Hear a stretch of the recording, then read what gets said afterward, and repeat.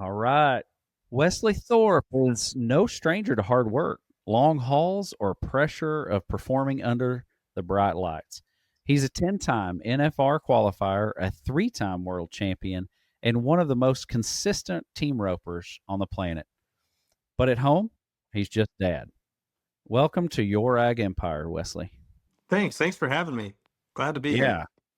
Yeah, I think it's interesting. We're getting close to Vegas. Everybody knows like the first part of December. It's like whether you're traveling or where you're at, the TVs are always on the NFR and being that spotlight. I mean, that's pretty cool. It's probably a dream you had years ago.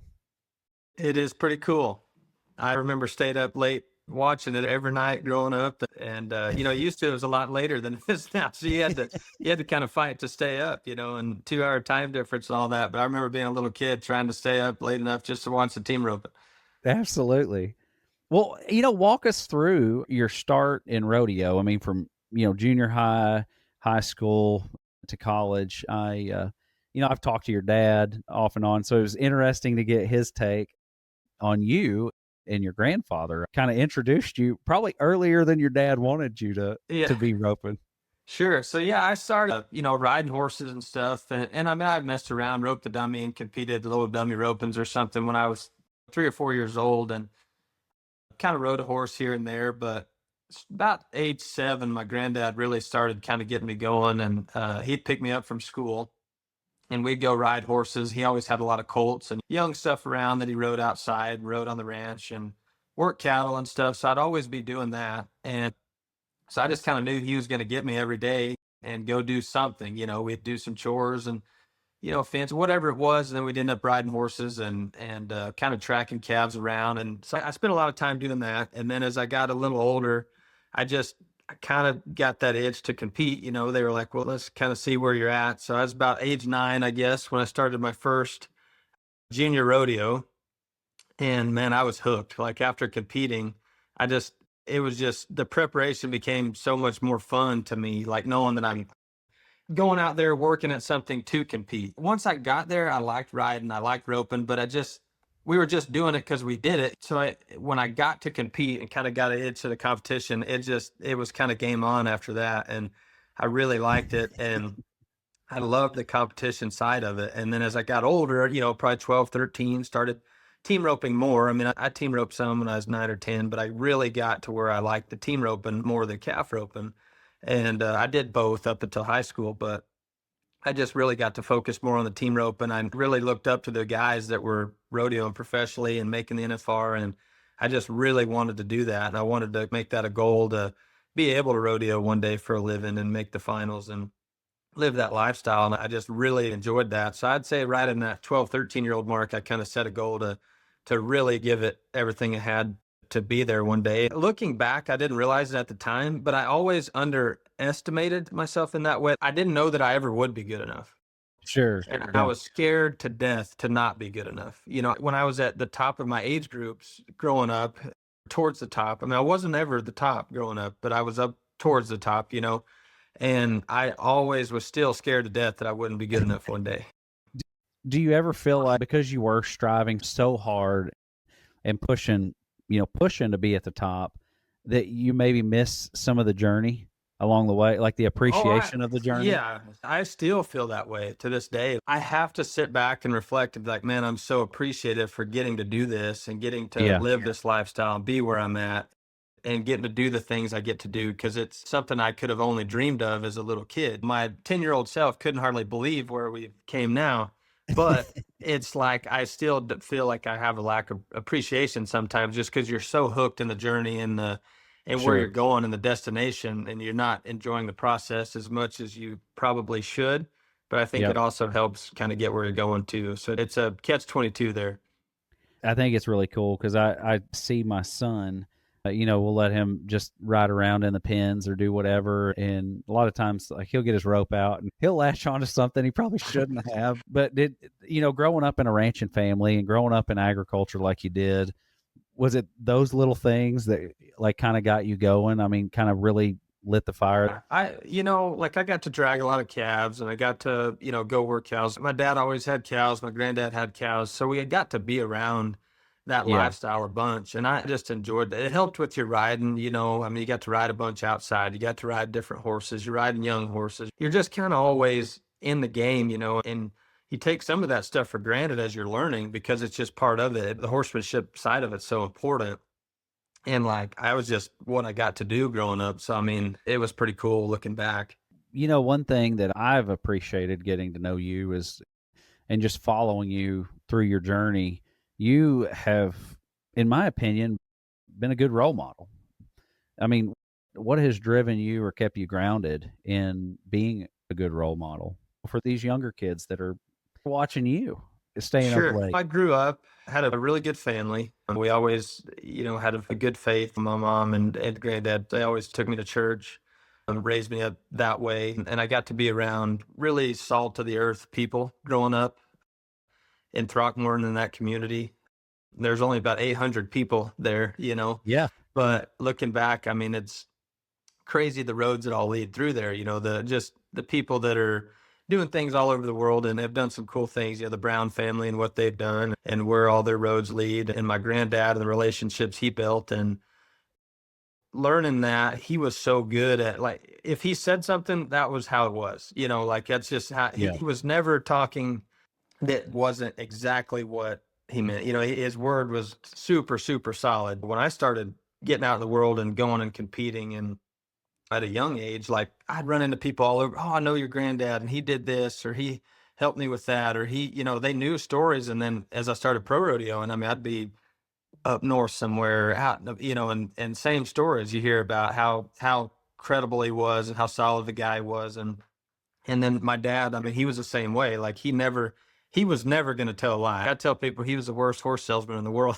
He might be, it might be a 12-year-old horse, but he was telling you something that he did when he was 2 years old, that he jumped sure. at a paper sack and he just, so I mean, it's just, I grew up in that atmosphere of just, they were very solid role models, guys that were, their word meant a lot and it went a long ways. And so I probably took that for granted at one time, but looking back, I really realized that.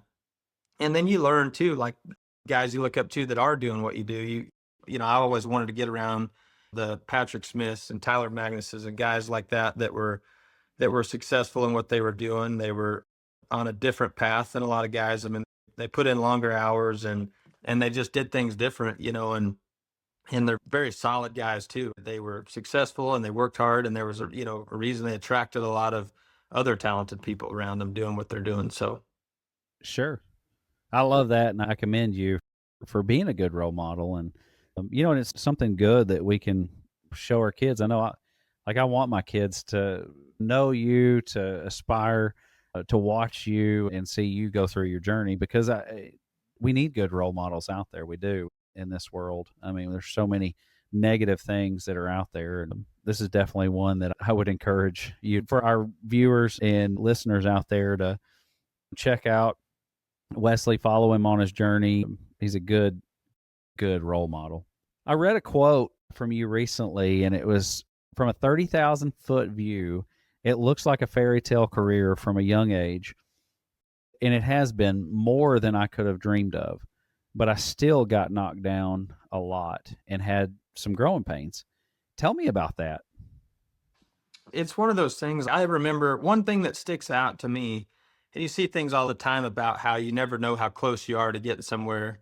Just don't quit going, don't stop, because you never know how, sometimes when it feels the hardest, you're actually closer to your goal than what you think you are. Yeah. And one time that sticks out to me is I was going through high school. I got a pretty high level. I mean, I was a 9 healer when I was like 16, 17, and then I got to be a 9 elite. And at that level, you can't compete much in the handicap ropings. You're limited to the very best guys in the world who you're competing against. So there's no dodging anything. I mean, there's no dot, you're getting your butt kicked. And that's a hard time to turn a profit. I mean, it's hard to just cover your expenses at that point. You And then you're bet. young enough, you're not really taking on outside horses. You don't really have a brand in that way. So you're scrounging to figure out how to get past that hump, and that's a tough spot. So I was there in high school and I could stay home when I wasn't old enough to pro rodeo. So when the guys left, I could win enough amateur rodeoing, and there's plenty of opportunities in high school rodeo and stuff. Like I could kind of win jackpot and make it work. But when I got to college, I kind of got to be a 10. So I was at a, man, that was a tough spot for me, like that 18, 19-year-old year, because I was strictly with the open guys in college. It was really hard and I didn't have the horses I needed. I barely, I had a rig that could barely get me by to place. I didn't have the horses that I needed that were good enough to compete at that level. They weren't bad. I'm not saying that I wasn't a foot, but I Sure. was on mediocre horses. I was climbing the ladder on the partners I was getting, but I wasn't getting the top of the line. It all goes hand in hand, and I'm competing against the very best. And that point, it was really hard. I had an old horse. That was really all I had. I had a practice horse, an old horse, and then I had a partner, and he was having horse trouble. So we both decided to honestly just take a breather for a second. Like I wasn't planning on entering anywhere. He didn't have a horse to enter anywhere. I didn't have another plan. So I just was competing locally, jackpots and things like that. And I was, the highest level I could be. So I was really kind of burnt out in a way. I was like, man, I don't see a light at the end of the tunnel right now. And I remember it being about February of that year, thinking, I think I should just head for a while or just kind of do something different for a while, try a different path. I don't see any light at the end of the tunnel. And within a month, I got a partner. I got a guy that had a good horse. He wanted to circuit rodeo. He wanted to amateur rodeo. Kind of fit my circle at the time. Sure. So I went with him, got a lot of confidence. We won at the amateur rodeos. We won, made the circuit finals. We even went out west just a little bit to some pro rodeos, and we won and had some success. And Mhm. then came home, and I traded into the horse. I ended up later making the first NFR, and I wheeled and dealed and figured out a way. I traded for a horse and then traded that horse and then traded that horse and then had a little bit saved up and bought that one. And so I had a practice horse and a one horse that was the best I'd ever had at the time. And then Sure. that led to the next fall. So a full, not even 12 months from when I felt like I should probably quit. And to be clear, I did literally quit. I sold my heel horse, bought a head horse, and started doing that for just a second. But then I was like, you know what? I made it work, traded around. And then, but within that 12-month cycle, I ended up with getting Zach Small in the fall.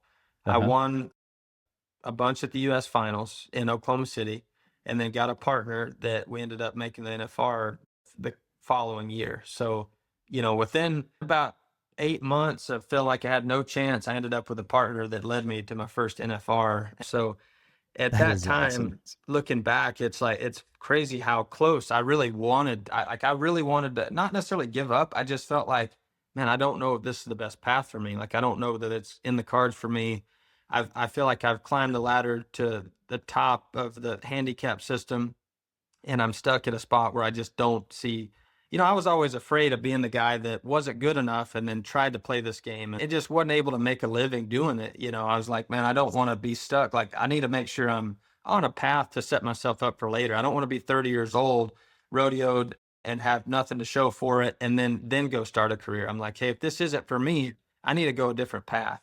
It's crazy how things work like that and how things happen for a reason. But it just seemed like the cards fell right in my favor and had a plan, and it just really went my way within that 12 months. So in that 12 months, let me ask you this. What from a mindset standpoint, like what was the trigger that made you stay in it at that point? You could have gone two different paths and we'd never see Wesley Thorpe at the NFR ever again.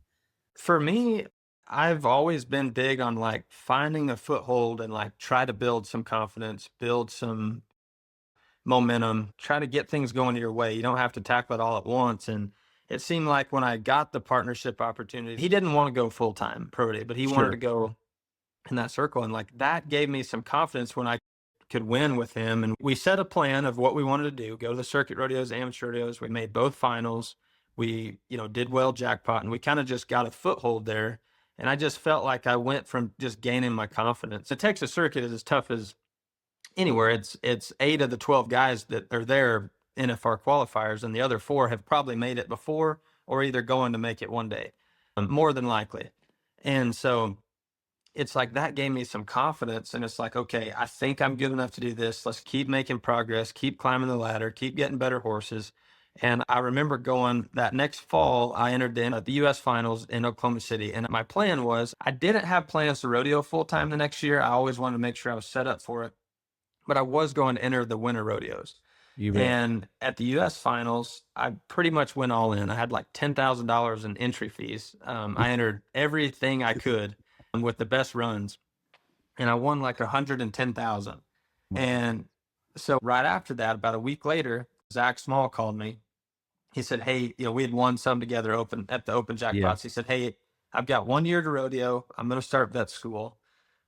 I'm going to have to start late summer. So I literally can't go the last month of the year, but I can go up into that point. I'm going to give it one shot. If you want to do it, let's row." And I thought, all right, let's do it, And so it just went from kind of saving my money, competing at the U.S. finals, winning a good check, having one good horse, and then getting one partner opportunity. And then we were like, we're going to try no matter what. We're going to give it the best shot we have. And we started off winning. And that was one thing looking back, we didn't have the choice because he was going to have to commit with somebody all year because he had 1 year to do it. I could have Sure. said, oh, I think I'll wait another year or two before I go all in. But looking back, it was like there wasn't going to be a point where we reflected and it's like, okay, let's opt out of this year. Let's opt out of this. Like we both said we were going to do it. And Yeah. so we just rode the storm together. But it actually ended up being a really, a fairy tale year. Like we won really good in the winter. We won good in the spring. Every season we were winning until towards the end, we dropped off quite a bit. But he also was having to start school. And I mean, we were flying back and forth, couldn't practice. It was a Yeah. tough, Kind of a tough mess. stage. So it ended up working out. We made the finals, and that was kind of my first NFR. And it just propelled me to the next phase. It made me realize, okay, I am good enough to be in this conversation, but I barely made it. So I'm going to have to work to get to the next step. And also, that was the ERA year. So that was the year some of the very best guys set out. I would say probably 5 of the main guys that were making it every year set out. Well, I'm 15th. So, I mean, I barely made it anyway. So it's like, I had that in my head too. Like, okay, I think I'm good enough to play the game, but you bring these guys back. And I mean, there was all that talk going around. I had people saying, "Oh man, I'm glad you made it this year," while they're all sitting at home But and things like that. you helped keep yourself grounded. And the other thing that I think stood out in that we could let others know about is your goals. I think you set smart goals. Like you didn't say, I want to go out here and win the NFR, which a lot of folks do. They put it out there and it could be anything in life, but like set goals, set small goals so that you set yourself up for a win. And then it builds and it builds. And I think you've done that in your whole journey. I think it's really important to think big, but Yep. you have to figure out the process. If you can't accomplish the small task in front of you, you lose the confidence to get to the big goal. So it's hard to stay on track for that if you can't accomplish the small goals in front of you. Absolutely. No, I like that. That's awesome how you've kind of kept yourself grounded. I mean, I think it'd be easy to let, egos get in the way and like you get some success. And like you said, knowing how many guys there are that want to be there, we can drive around from really anywhere from Weatherford to Stephenville. There are so many folks that are team roping. It is crazy how many people have trucks and trailers and they're roping all the time. So you constantly have a target on your back. How do you deal with that? I don't get caught up too much on that side of it just because I've always had a goal, to be the best. I always wanted to reach my potential, and Yep. whatever that came to be. Like I wanted to reach the best I could do at that. And whether that ended up being the best there was or the 50th person there was. So if I can do everything I think I'm doing to prepare to be the best I can be, then I have to be satisfied with that. And if I land short because I'm not trying hard enough to be the best I can be, then I would have more of a problem with that. So I think there's certain things you can't control in what you're doing because there's always added variables. So if I can control what I am in charge of and what I can do, then I feel like I have a better shot of reaching where I'm going.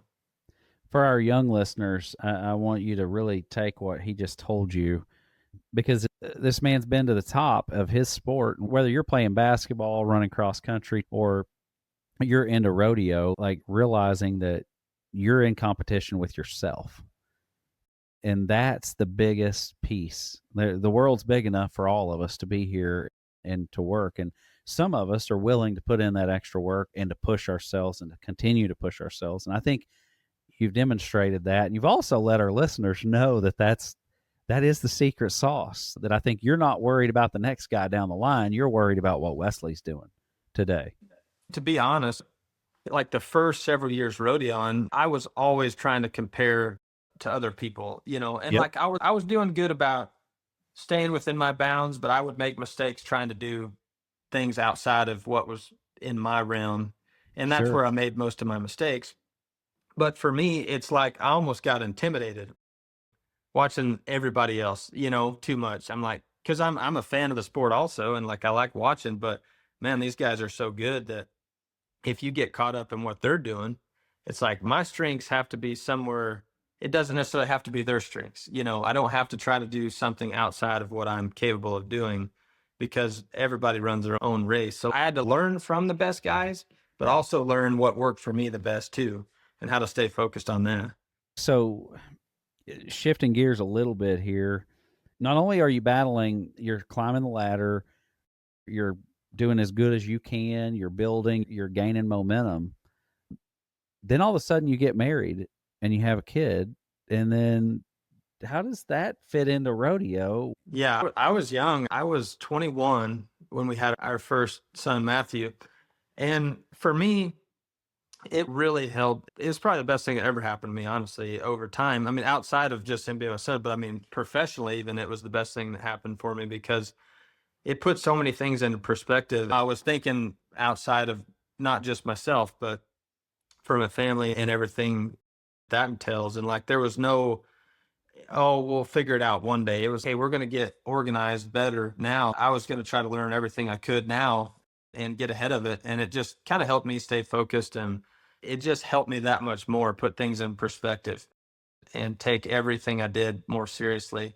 And I felt like it was such a game changer for me. I agree with you on that. I do think that it's probably good when you were at your career, like when you guys got married and then had your first son, as that progressed in life, like it probably came at the right time for you guys to continue the trajectory upwards and do it together as a family. Yeah. You told me your family travels with you Yes. most of the time. Yeah, they do. They probably go 90% of the time, really, especially all summer. Any long trips or time we're away from home very long, they're for sure with me. Yeah. I love that. I mean, and for you guys as a family, like that's just normal. It's but for some of the listeners to be gone that much, they don't know how they would function. It's been cool. I mean, obviously, early on in my career, when Matthew came along and then Charlie came along 2 years later, and I think, I mean, it may be a different perspective, but like they got to see struggles, they got to see the good, they got to see the bad. Like we were kind of all growing up together, some of the hardships of it all too. So I think it's been kind of cool that they were included in everything. Yeah, they will not forget that. And I think you'll have a lasting impression on those boys as they try to, whatever they try to tackle in life. You know what I mean? They know dad went out there and gave it his all. It wasn't always sunshine, but down the road, like he hit the big show. And we can hit the big show. If dad can do it, we can do it. And I think Sure. as a father, you want that for your kids too. Sure. So Absolutely. that's awesome. I love it. How do you, when you're traveling like this, I mean, do you guys as a family, are you able to have a norm as far as like for the boys? What does that even look like when you're hitting the road like you guys do?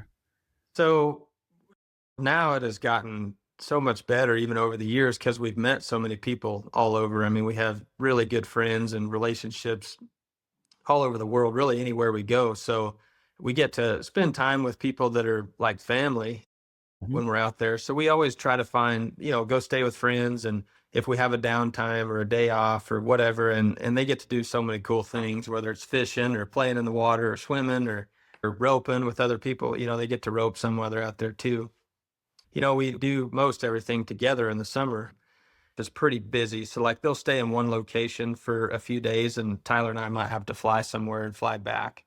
But then after that, we might have to travel for a few hours, stay somewhere, practice or hang out. And then we're driving to a rodeo close, going to 2 rodeos a day. And sometimes you have 2 or 3 days off. So we might go stay at some friends, do a roping school, and then they get to hang out with their friends or help us or whatever that entails. But Sure. there's really not a lot of downtime in the summer. So we were traveling quite a bit or busy wherever we were.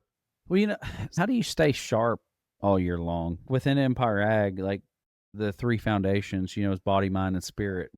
We really think that's key. How does that resonate with you, and how do you maintain one, your body being in shape, two, that just your mental state? I mean, if you catch a bad couple runs and that weight kind of gets on you, and then spiritually, we know that you were born and raised in a family that believes and has faith. And how do you maintain all three of those, traveling and some of the way that life is, I guess, for you? Sure. Well, the first part is like when we're home, we do a pretty good job trying to eat the best we can or staying in shape. But in the summer, it's pretty tough because, your late night drives or you're lucky if you can run into a Subway. But I mean, sometimes you're past the rodeo and you have to eat fast food sometimes or whatever. So we try to stay away from it the most we can, but Sure. it's a little bit inevitable that you have to eat some of that. And then as far as the mental side of it, like my family's it's so good having them there because they're just nothing changes. I mean, whether I catch or miss, nobody changes. Susanna's the same, the boys are the same, and they're not going to care one way or the other. They're old enough now to probably give me a little heck sometimes, but everything stays the same. So, and having a partner that's on the same page as that too, he's not always looking over his shoulder, Sure. wondering this or that, because it is inevitable in rodeo that there's going to be downturns of the year. I mean, and your header's going to have some downturns. You're just not doing as good as you're expecting to do. And you don't know if it's going to be at the smallest set of rodeos you go to or the smallest jackpots, or it might be the very biggest rodeos or the very biggest jackpots. You don't get to choose where you're having a downturn at. So you just have to know that's going to happen. But the best guys always get out of the slumps or the downtimes the fastest, and I Yeah. feel like having a good mental game and realizing that you're playing the long game, that's so important for getting out of those slumps because you don't have to stay in that mental state of, oh, it's going to keep happening or things are going bad. I mean, it's because when it is going bad, it feels like it's never going to turn around. And then when it's Absolutely. going good, it feels like you're never going to have a bad day. So you just have to kind of ride the middle the best you can and realize that, hey, there's going to be things happen that you can't control. So stick to what you can control. But having my family with me and a partner that's on the same page is super important with that. And then that leads into your third is the faith. I mean, I feel like we've always kept the faith and my family's been really good at supporting with that. I mean, we're all on the same page and pray about it and know that, hey, this isn't life or death. This is something we Sure. do, but it's not necessarily who you are. I think you can get so caught up in things sometimes that you do feel like it's life or death or it's there's never going to be another good day, but I think it needs to be a small part of what you really are in the long run. So try to keep that in perspective as much as we can because that is hard. I mean, we put so much time and effort into what we're doing, and it doesn't matter if it's rodeo or business or anything. You put so much time and effort, but at the end of the day, it's we're kind of here for a short amount of time, and we don't need to blow it out of proportion. Well, and I think too, I mean, I think for you being a man of faith, like when you do hit a dry stump in there and things aren't going your way, I'm sure that there's something that you've learned. There was something that you learned or you changed your perspective or maybe you shifted something mechanically or whatever. Like there was a benefit whenever things happen like that. And I do think, you know, God always creates opportunity for us, and sometimes we have to look at it and see through it. How are we going to grow, whether the good or the bad that comes? And I Sure, think that's important for us, absolutely. perspective wise. Yeah, Shifting gears to like the money side of things. I mean, this is a business, and I think it's tough. I know people look at it and they see the fancy rigs running up and down the roads, and you go up to a rodeo and there's 40, 50 rigs pull in and they unload these horses, and and as soon as the rodeo's over, they're loading them back up, and they're down the interstate again. I mean, there's a lot of money involved in that. And I think a lot of folks look at it and say, hey, this is all roses. There's a lot more to it.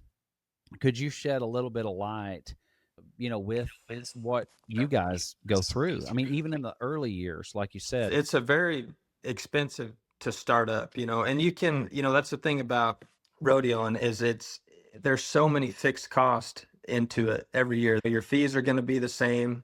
Your fuel's going to be there. Your horse care is going to be there. It doesn't matter if you have a good horse or bad horse. There's still costs in to feed them and to shoe them and the whole thing. So, I mean, you have all these fixed costs in there.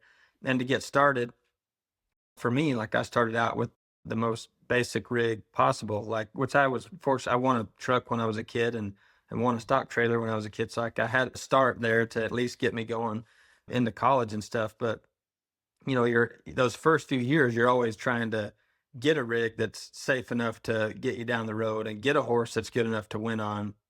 And then you're trying to get a place where you can run your business, and you're doing these things where those fixed costs are always there, and they don't care whether you're having a good year or a bad year, and rodeo is also a lot like ranching. You can, you have an opportunity to make some money, but you can ranch it all the way real fast if you want to. You kind of have to figure out how to scale that. How do you scale your business, and how do you keep an eye on things where you're not putting all of it right back into, where it can depreciate. So for me, it was always about how can I, because I mean, you can only win so much, or there's only so much into it that you can earn. So you got to figure out, how do I scale that, whether it's through your brand, or through your horse program, or through your, winning through sponsorships, through other avenues that are kind of tied in to what you're doing. And so for me, that was always important to try to learn that. Surprisingly, I kind of thought that the guys that were doing it for a living had the magic answer. And when I started kind of feeling that out, there wasn't a magic answer. Everybody had the same problems or same unknowns, or were just kind of content where they were, or didn't know or care to. And I'm not saying there hasn't been a couple, but there was less that had figured it out than I thought of a future plan of, outside of rodeo, how to transition their brand and what they're doing into another avenue one day. And there wasn't hardly any that had really created what I thought was an answer that I was hoping for. And so I've just spent a lot of time really, and still trying to learn and figure that out and what that looks like. But, it's not as, it can look glamorous from the outside because the rigs are expensive, the horses are expensive, but a lot of that cost is put into that. And sometimes everybody's cost is put into that, or everything they earn is put into that. And there's nothing put away anywhere else. In 1 or 2 bad years, you lose that. Well, and I think you hit it. I mean, like comparing it to ranching or farming, I mean, like you could go to a roping and win $100,000, but in the same sense, half of that's already spoken for. The other half, you need to put some repairs, or we need a new saddle, or we need to do this, and you've got to hustle. Like, okay, am I going to find somebody that can get this new saddle that I need, or, or whatever the case may be, or that cost has to come out of that 50 that you and your wife and kids are living off of. And I think for you, you've done a good job. You've been a client of ours, and and have worked with us, and like very diligent as far as knowing what your cost and your income and where you're at all times. And I think for you, you're on the path for success, and you've got to think about, when is the last time that I'm going to throw a loop? Because there's going to come a point where, Wesley Thorp's not going to be on the NFR at some point. Sure. And at that point, that's when I think what you said about building your brand. Building that brand, and it doesn't matter like what you do. You may buy a company and sell ropes. You may end up buying a company, and it could be something not even in agriculture, but you're taking the experience that you've learned from growing up in a ranching family, the money management side of it when things are uncertain, and being able to manage that. And then you're applying that in an industry that's maybe has a little bit more consistency than agriculture and roping. And you're able to take that and succeed. And I think that's the piece where your image and your brand tells your story on who you are and where you're going. And I think that's important that you continue down that path. That would be my 2 cents for everybody in the Sure. rodeo industry is look, I get it. You're good at what you do and you're making money right now, and not that you've got to save every dollar. Like I'm not saying that. I don't want you to live in scarcity, but we've got to have a plan for afterwards.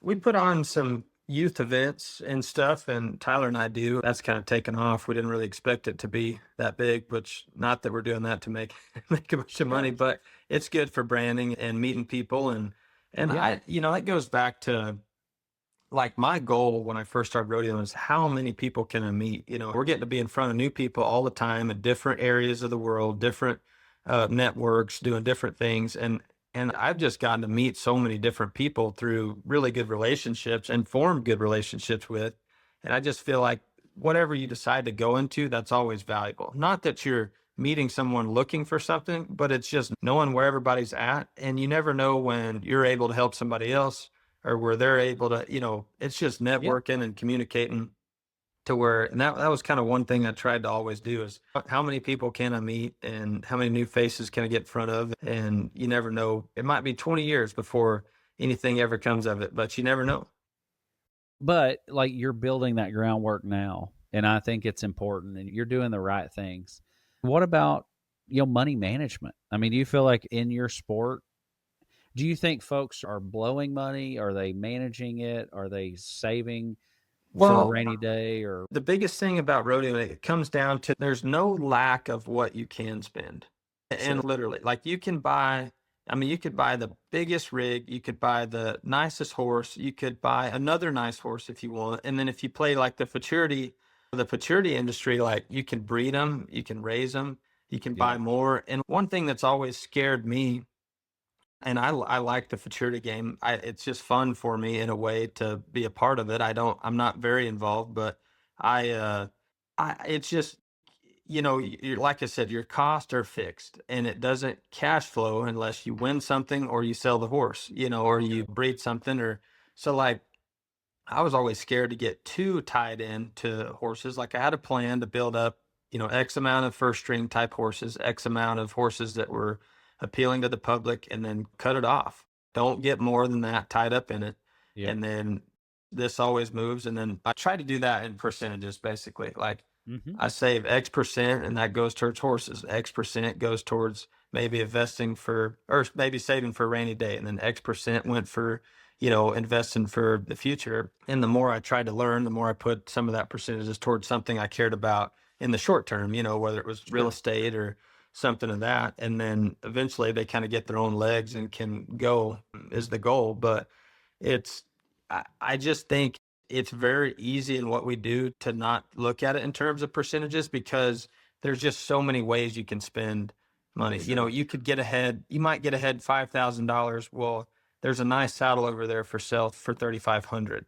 And there's a nice this for 1,500. How bad do you need it? Or how bad do you, or, Yeah.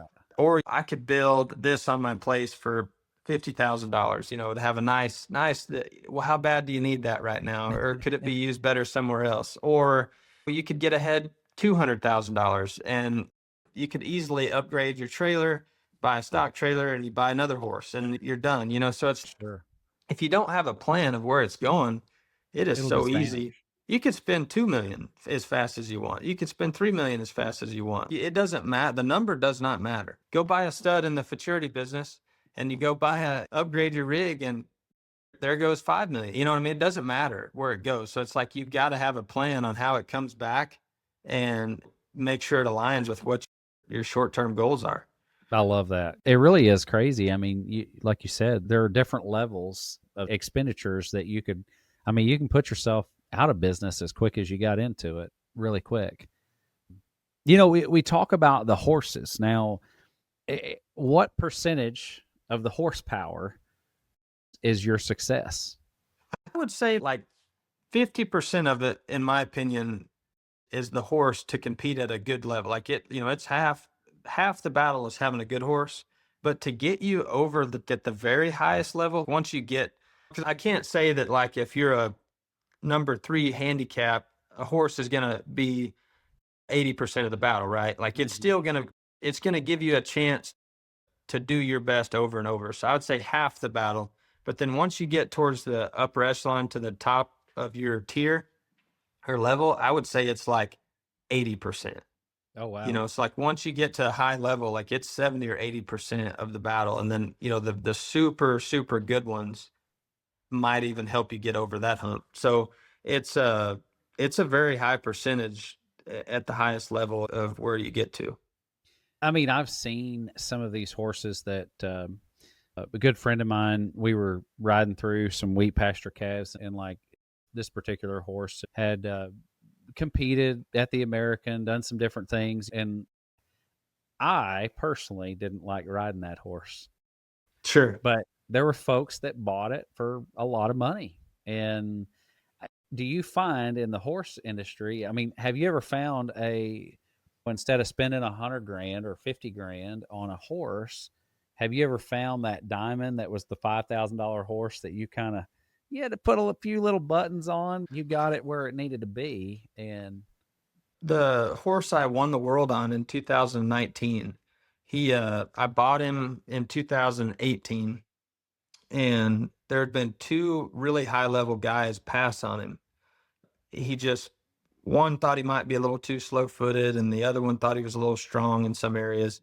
And I got his teeth done, and then I put the lightest bit on him. I put a super light bit, and he loved it. I mean, it was like a night and day difference. And I gave like 17.5 for him is what I gave for him. uh-huh. And then a year later, like probably won 300,000 on him in 1 year. And he wasn't even, I mean, he was my primary horse, but I mean, he wasn't even getting the whole load. And, I might have won, counting the year before and the year later, like I might have won 500,000 on him, and he just, and was tough and gritty. And who knows what he would been worth to give for it. I'd have gave way more than that knowing where he ended up, but Yeah. it just ended up being a good fit. And then the roan mare that I ride kind of primarily at the jackpots now, Hmm. she was younger. I mean, she was 5, but she definitely needed some work and a little TLC. Like she was a little underweight and some of that stuff. But I mean, I gave 10,000 for her. And I mean, there's the horse I've gave way more than that I'm riding her over them, and competing in competition. So like it definitely happens. And that's kind of why I say you never want to be afraid to try one, like you got to try them because you never know when it's going to be a situation like that.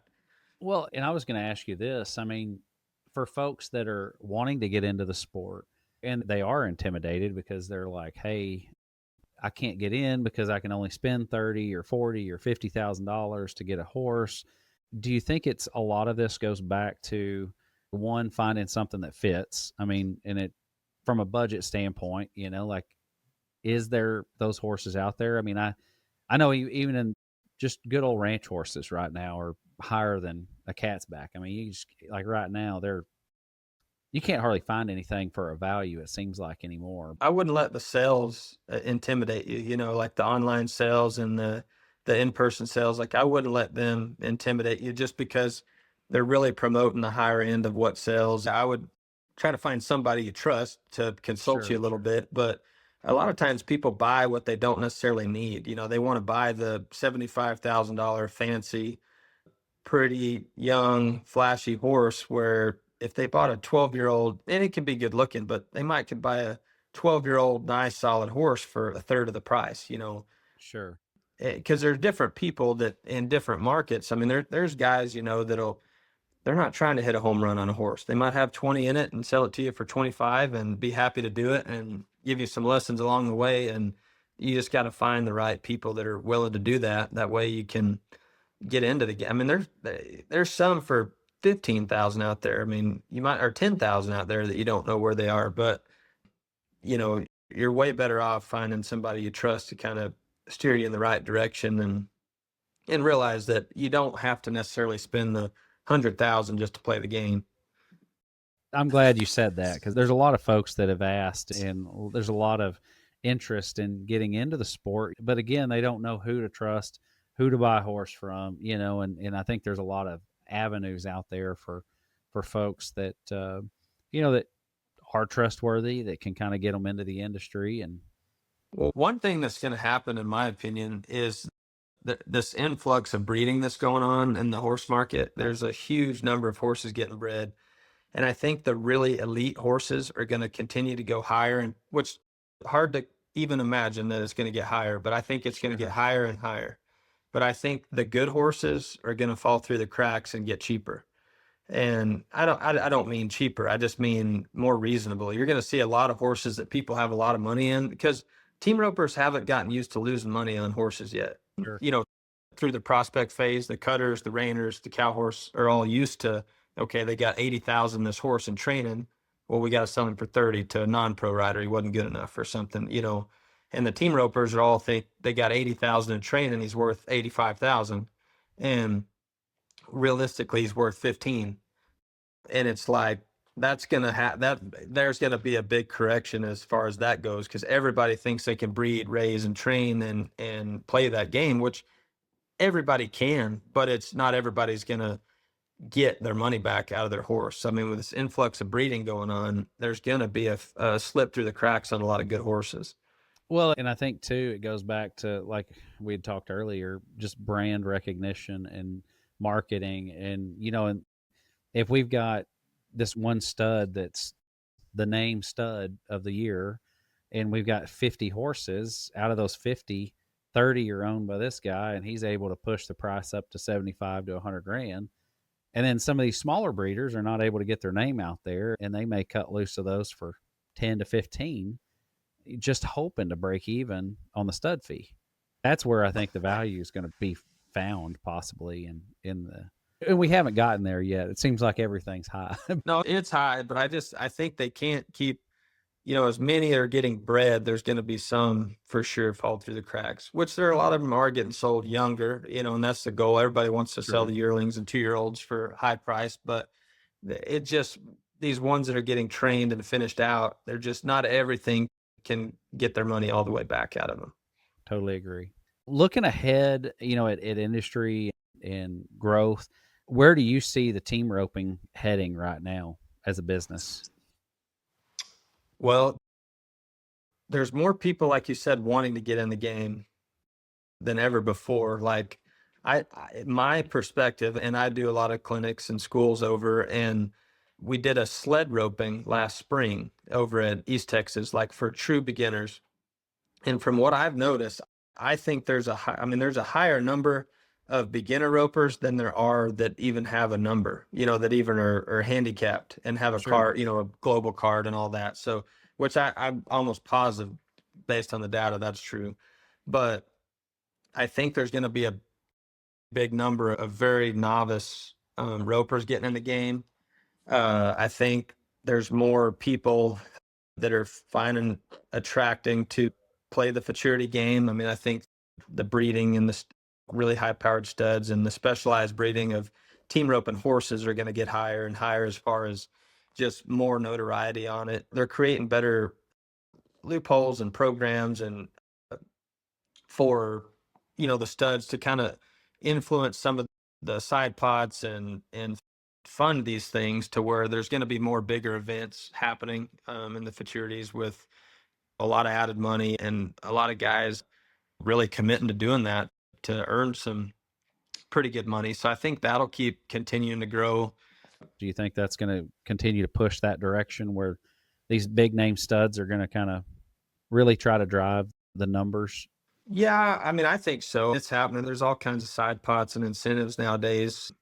In the past, the roping has been rejects of cow horses and cutting horses and things like that. And I think the roping is really starting to take a push. And as more money comes into it, you're not going to see many rejects getting put in the rope because they can't, if they're not quite good enough to specialize in something else, they're probably not going to be good enough to compete at the highest level in the roping. So you're going to see specialized horses, these high powered young studs now that are doing well and the very best mares they can find. And you're going to see more specialized team, roping horse breeding going on. But I think, I don't know, like it might outrun the other stuff pretty quickly unless they keep adding on incentives to the cutting and the reining, because the roping horse market is kind of on the rise, and it does have all the numbers, like the numbered ropers in each category to fall back on to where they do fit in that other stuff when they don't. So I mean I kind of see it going that way. Like the roping's definitely progressing at a pretty fast pace, and Sure, there's a sure. lot of hype on the futurity stuff. There's only so many guys that can ride them, I guess, is the only thing, at the highest level. So they're really trying to figure out how to create more intermediate type stuff. Like for the good ropers, that just might not be, a 10 classification on the heel side or a 9 on the head side, because they're going to have to create more high level trainers that can train these horses, or else they'll, have to add how many horses you can show and things like that. But Sure. that's one thing I see, because you're really not getting a ton of entries, but you're getting a lot of money in it, Yep. in the payouts, and still very competitive, but you're just not getting, there's only so many entries it can grow to, I guess. And the money keeps figuring out a way to add to it, just with more studs and more side pots and things like that. But I think the futurity thing's on the rise. I mean, the NFR in general, their contract goes up every year, over the next several years. I mean, it's getting, the rounds are almost 40,000. I think next year they should be at 40,000 rounds. But one thing I guess would be, I don't know about concerning or anything, but the futurity space is getting, if it keeps growing and growing and growing, there will be guys peel off.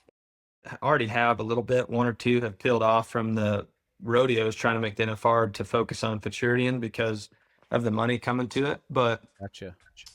naturally, just with the contract in Vegas, will start growing. And because the barrel racing, you saw that the barrel futurities grew so much and the horses became worth so much that for the high end trainers, that they kind of stopped putting as much effort in pro rodeoing and focusing on the futurity league. And team roping's kind of catching up to that point right now. It's probably not there yet, but it's getting there for the team roping. There's a lot of opportunities. It's just what direction does the industry choose to kind of go? And I mean, I feel like you're pretty solid depending on, it doesn't matter which direction it goes at this point because you can kind of peel whichever way you need to. I want to be the best I can as long as I can, because the rodeo stuff is growing. I mean, they're having some standalone events. Like there's one in Phoenix next week that pays really good. I mean, you could win up 50,000 or 60,000 in it, and it's an independent rodeo. They're going to have more of those in the future. Yeah. You got the American. You're starting to see people find the value in these independent rodeos, and you're getting some, like the Governor's Cup that was in Sioux Falls, and you're getting, this thing's growing. So like I want to stay relevant in that scene, but I've Yeah. kind of want a foot in the door on the futurity scene too, just because it is growing so much. And I want to kind of have a little bit of a footprint there that I can pivot and go more if needed. Yeah. I think being part of it and with your name and everything, the recognition, and you can kind of build your own little program that down the road, if you decide to pivot 5 years from now, 10 years from now, you're already there. You don't have to restart Sure. the wheel. I think that's great. What advice would you give young guys or girls getting into the rodeo that maybe they have dreams of going pro? What advice would you give them? I would get around somebody that you look up to that has done it. And I would ask them, for one, I would ask them if they would do it again, or if they have a choice, if it's worth doing. And then I would ask them the sacrifices that it takes to get there, and ask them the time that would be committed. And then if you could get somebody to be honest with you, then you have to make the commitment of whether or not you want to pursue that. And I just think understanding of what goes into it and what you want to do, and realizing that you can't force yourself to like it. You got to be obsessed with it, and it's got to be passionate to you, because if you're wondering if you want to do the work or not, or wondering if you're, it's probably not a fit for you, just do it at a hobby level, or something like that. Do it to enjoy it. But I would just find out, I guess, what goes into it, what you're willing to put forward to, taking that path. Kids are getting started so young now and have all these resources with the roping ability and dummies and knowledge online and clinics and things, that they're really ahead of the curve. But I, I think it's just a matter of how hard you're willing to work and what kind of fundamentals you have to get started, and how, what's your timeline? I mean, are you willing to stick it out and really test and see if you can make it work, or because I mean, there has been some that started later, when they were 16, 17 years old and ended up working hard at it and made it happen. But I think the fundamentals are so important of getting started. And it doesn't matter necessarily that you start later. You just have to really spend time with someone that's willing to help you with the fundamentals to get started, as far as your rope angles and your riding and your little detailed things that are going to be what stay with you forever as you progress. Because you can't you just, and that's some things you can't undo sometimes, is how you get started. Sure. Yeah, that makes sense. It's kind of it's tough, and some people find the sport, and maybe it's like golf for them. They find it a little later in life, and it's still a relaxing environment, but they can Well, and kind of get in at that route. that's the cool thing about it, is you can do it at any level. I mean, this is something you can do at any level, really, and you can win a lot of money at any level. Like the World Series finals is going to pay 200,000 to win the nine. So like that's and they have a number seven now. Just about anybody can start roping and compete at the number seven within a year. So Sure, you could find a horse, learn how to rope safely, and go compete for. I'm sure that roping will pay 100 plus this year, maybe 150, and within a year get started. So it's not something that's that you crazy. have to be the best at just to be able to enjoy, really. Yeah, that's cool. I love it. I love it. Also, hey, we can announce it. We're sponsoring you. Empire That's Ag's right. gonna be That's behind right. the Thorpe Roping brand, man. That's right. Yeah, I'm excited.